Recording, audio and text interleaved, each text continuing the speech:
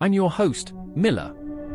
Welcome to Seen But Never Found, where we dive into horror stories that were never meant to be heard. It started with a welfare call and a locked door. You'd be amazed how many horror stories begin that way. Someone misses a dentist appointment, doesn't pick up a package, or forgets to respond to a PTA email, and suddenly, someone's knocking on a door that shouldn't be knocked on. In this case, it was the Dobbins family. Ashe County, deep North Carolina backwoods. A town called Blue Ridge Glen, barely marked on Google Maps. One of those towns that's suspiciously normal from the outside, vintage diners, weathered churches, kids playing stickball, but too quiet after dark. I used to work cases like this. I was with Regional Crime Scene Forensics from 2004 to 2018. I've seen overdoses, suicides, animal mutilations, cult stuff, meth labs, even a homemade guillotine once. But nothing prepared me for the Dobbins file. The official report is gone. Wiped. Sealed. Even the responding officers won't speak about it anymore. And the house? It burned. Just vanished one night. Arson never proven. But I kept copies. Digital scans. Photos. Notes. Even audio. I started reconstructing the case myself, like a true crime hobbyist slowly going mad. And once you hear what I found, you'll understand why I had to. This isn't a ghost story.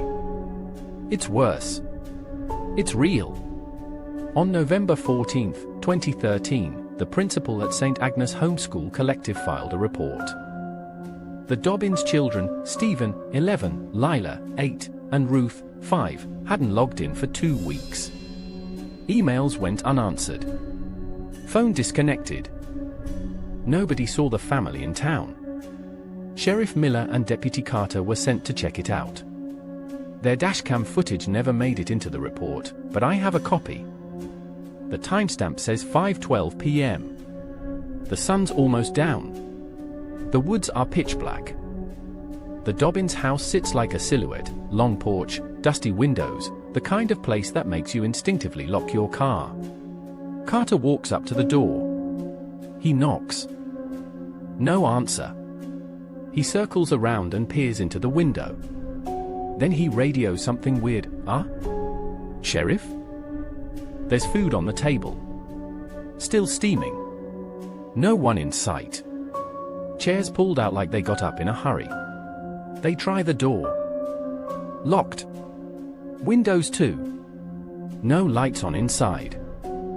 But something must have been there just minutes before. When they finally got in, with a locksmith around 7:41 p.m., they found the bodies. 5 of them. Seated. Still warm. Each with pieces missing. Flesh, muscle, even bone in places. Like meat carved by a butcher's hand. No blood on the floor. No signs of forced entry. Just the dinner table, set for 6. One seat was empty. I did my homework. The father, Ernest Dobbins, worked in remote IT. Mother, Marla, was a homeschool instructor. Clean criminal record. Churchgoers. The grandfather, Clarence, was in hospice care, lived in the back bedroom with a medical bed, 4s, morphine. Everything about them looked normal on paper. Until you dug deeper. Neighbors hadn't seen them since late October. Their Amazon orders stopped. No gasoline purchases. No phone data. It was like they sealed themselves off. The last confirmed sighting was at Merritt's General Store on October 22nd. Security footage showed Ernest buying 40 pounds of table salt, 6 cans of lard, a whole goat leg, and a bottle of iodine. When the cashier asked if he was prepping for a storm, Ernest said, "Storm's already here. It just doesn't have a name yet." He left cash. No change. Then he drove off and was never seen alive again. I got my hands on the crime scene photos. Shouldn't have. But I did. I've seen war crime archives with less horror. The family was arranged in a circle around the table. No restraints. No signs of panic. Some had torn into themselves. Others had pieces clearly cut from their bodies and placed on their own plates. Each had the same mark carved into their forehead, a slit surrounded by a crescent. Looked like a vertical eye. The wounds were clean. Not frantic. Ritualistic. The mother, Marla, was missing her tongue. On the back wall, smeared in something dark, not paint, not blood, was a single word, hunger. And behind a loose board in the kitchen, the sheriff found a stack of mini-DV tapes. 14 of them. Labeled with dates. Most recent, November 13th. The night before the feast. I didn't want to watch the tapes. Not at first. There's something about footage, raw, handheld, unedited, that makes it more intimate than any police report. You're not just seeing what happened. You're living it. But I couldn't stop myself. Once I played the first one, I watched all 14. Tape 1 is dated October 24th. It's labeled Clarence's Return. The screen is dark for the first few seconds, then you hear a voice, Marla's, saying, "It started." I can feel him moving again. The camera turns to show Clarence, the grandfather. He's in bed, mouth slightly open, pale. But there's something wrong. His fingers are twitching rapidly. The forebag has turned black. Not cloudy. Not brown. Black.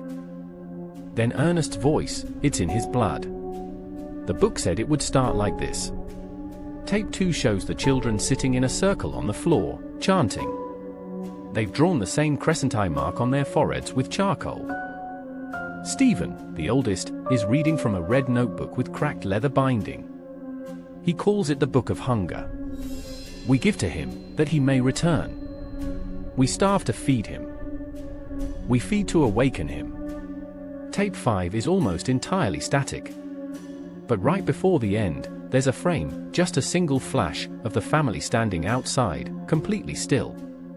Their eyes are gone. Hollow. Not gouged, just black voids.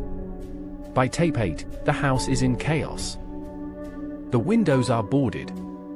The power's been cut. Ernest is filming himself in the pantry. He says, "We tried to eat the goat leg." It screamed. It screamed like a child. Then it rotted in minutes. He turns the camera. There's a hole in the wall. A literal hole where the wood is splintered from the inside out. He whispers, "Something's under the house." In tape 10, Marla is reciting verses in a language I couldn't place. She's rocking back and forth in front of the oven, which is turned on with nothing inside. She keeps repeating, "Boil the spirit, strip the name. Burn the tongue, invite the flame." In the background, you hear Clarence laughing. But it's not human laughter. It's low. Bubbling. Wet. The final tape, November 13th, starts with Ernest filming his own face. He's pale. Eyes bloodshot. Hair falling out. He says, "This is the Last Supper. The thing wants our bodies. But it wants our choice more." He turns the camera to the kitchen. The table is set. 6 plates. Only 5 sit down. He sets the camera on the counter and walks away. Minutes pass. Then you see something enter frame. It's not Ernest. It's not any of them. It's tall, rail thin, its face a mask of folded skin with a vertical slit where the eyes should be. It walks slowly to the table and places a 6th plate in front of the empty chair. The screen cuts to black. And then you hear the chewing. The tapes ended there, but the nightmares didn't. I had questions. And I wasn't ready to let this go. If what they were worshipping was real, if the Book of Hunger had been passed down to them, then there had to be more. More families. More homes. More tables. I traced the book's design back through online forums, scanned texts, even archived occult zines from the 70s. The symbol, slit and crescent, kept showing up. Always tied to rituals involving starvation, self-sacrifice, and tunnels. Blue Ridge Glen had a mining history. Long-forgotten shafts from the early 1900s. I drove there myself in March 2020. What's left of the Dobbins house is just scorched foundation, but if you move enough rubble, there's a trapdoor. It leads down. Not far. Maybe 12 feet. Then it opens to earth. Pure, dark soil and air that smells like copper and mold.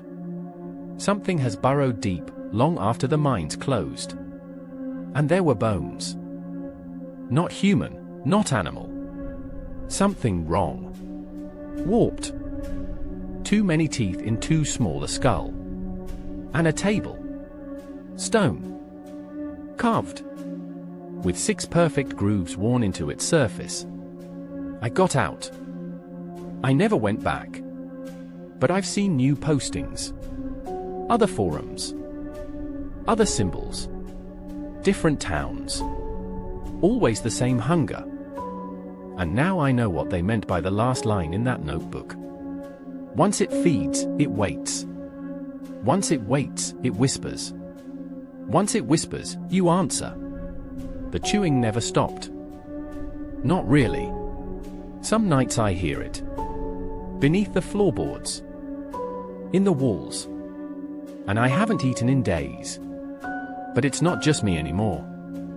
2 weeks ago, a woman named Denise Bramer posted on a private thread about her son refusing to eat.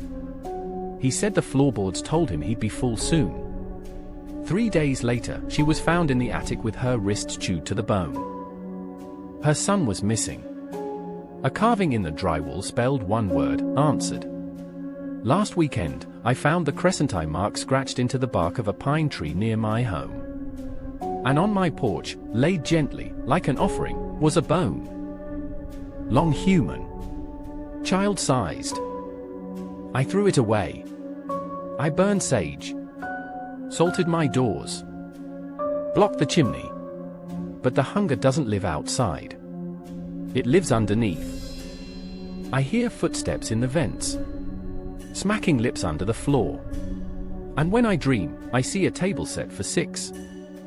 And only 5 people sit down.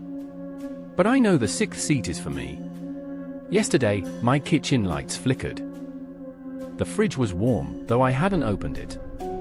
I smelled meat, rotten, burnt, and sweet like syrup, and saw wet footprints leading from the pantry to the basement door.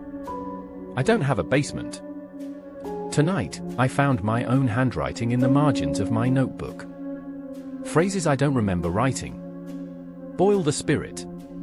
Salt the mouth. He waits for your choice. I live alone. Or I did. I've been starving for 6 days now. Not just hungry, starving. But every time I try to eat, the food turns to ash in my mouth. Bread tastes like mold. Water burns like acid. It's as if my body rejects anything that isn't prepared. I caught myself looking at my own hand yesterday. Measuring. Imagining. There's a noise coming from the kitchen. Plates clinking. Chairs dragging. I don't remember setting the table. But I know what happens next. 6 seats. 5 filled. The final choice must be made. I'm sorry. I think I'm going to feed it.